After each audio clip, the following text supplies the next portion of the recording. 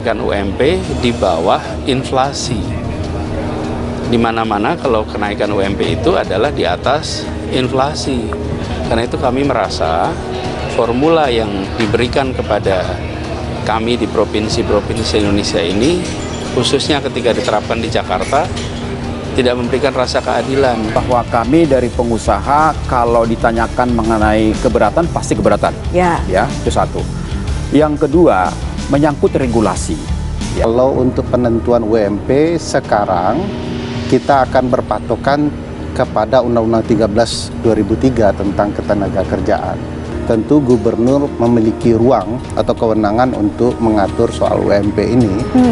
Jakarta mengalami kenaikan itu rata-rata di 8,6%. Kemudian tiba-tiba ada Undang-Undang Cipta Kerja yang memberikan formulasi untuk pengupahan itu, sehingga kalau kita mengacu ke sana akan muncul angka 0,85%. Karena di poin 6 itu membuka ruang untuk gubernur, dalam konteks ini mungkin juga termasuk Pak Anies, untuk kemudian mengatur kembali UMP itu. Baik, membuka ruang. Anies Baswedan naikkan upah buruh, langkah cerdik Gubernur Jakarta kuatkan nama. Gubernur DKI Jakarta Anies Baswedan menaikkan upah buruh dan itu adalah langkah cerdik Gubernur Jakarta untuk menguatkan namanya. Pengamat politik Rocky Gerung menilai jika Gubernur DKI Jakarta Anies Baswedan melakukan langkah cerdik untuk membuat namanya melejit.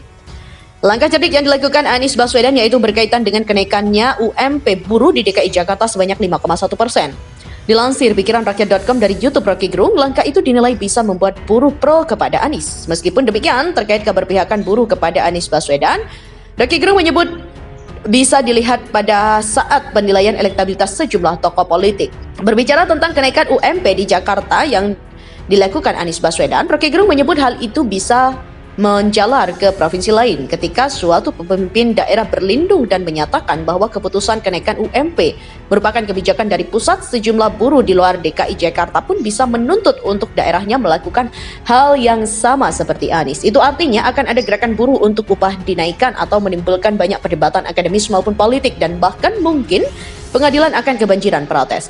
Bagi Rocky Gerung, langkah tersebut menjadi upaya cerdik bagi Anies untuk menguatkan namanya sehingga pada saat mencalonkan diri sebagai presiden, ia tidak kesulitan untuk membuat namanya mengudara. Itu akan menerbitkan nama Anies. Nah, itu orang cerdik juga. Nama Anies akan terus diterbitkan sampai 2024. Bayangkan setiap kali ada demo buruh, pasti nama itu disebut. Demikian tuturnya. Sampai dengan saat ini pihak PDIP dan Partai Solidaritas Indonesia masih terus mencecar Gubernur DKI Jakarta Anies Baswedan. Mereka masih akan menggunakan hak bertanya kepada Gubernur Anies Baswedan terkait Formula E di DPRD DKI Jakarta. Upaya PDIP dan PSI masih terus berlanjut karena sebelumnya hanya sebatas tertunda dalam sidang paripurna. Hal tersebut disampaikan oleh anggota fraksi PDIP DPRD DKI Jakarta, Imam Mahdiah pada Selasa 23 November. Kita harus interpelasi karena nggak pernah mati. Ini kan masih dipending. Kita menunggu juga, ucap Imam Mahdiah. Menurutnya saat ini DPRD bersama Pemprov DKI masih mengejar pembahasan rancangan anggaran pendapatan dan belanja daerah DKI tahun anggaran 2022 yang harus disahkan menjadi perda APBD dalam beberapa hari ke depan.